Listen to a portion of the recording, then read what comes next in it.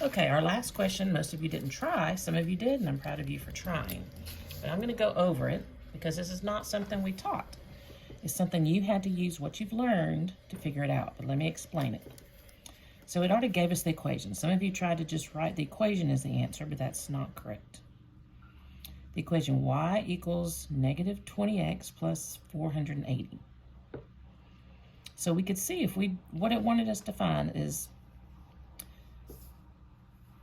and it tells us 408 can be used to find the number of pages. That's our y. This pages, and this is time, hours. All right, that Micah has still left to read a book. Use slope-intercept vocabulary. What that means is use math words to explain how to graph the equation. So pretend you had a graph, and what would you do?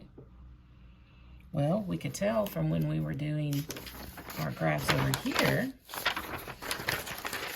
okay, we would find our b. So let's look at the graph. It is in slope-intercept form. I've got a y, I've got an mx, and I've got a b. So I would, let me change back to my, see, I would put a point at 480, my y-intercept, then use my slope, my rise and run, to find the next point. Okay, so it's describing what I would do. I would find my 480, then I would go negative 20 over 1. Then I have my slope. And what this guy's doing is he's taking, he started at the end because he knows he has 480 pages. And if he reads 20 every hour, how long will it take him? All right, then the next question is where is not something we really talked about, but can you use your thinking to figure it out?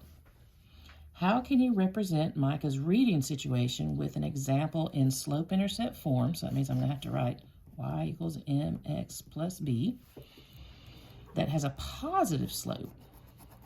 All right, so he was starting from 480. What if we started from 0? Okay, that would be y equals, if I start from 0, am I going to have a negative or positive slope?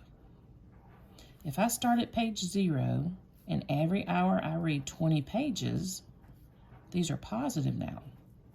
So that's 20x, 20 an hour.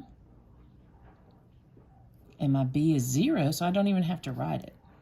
I know that if my b is 0, I've got a proportional relationship.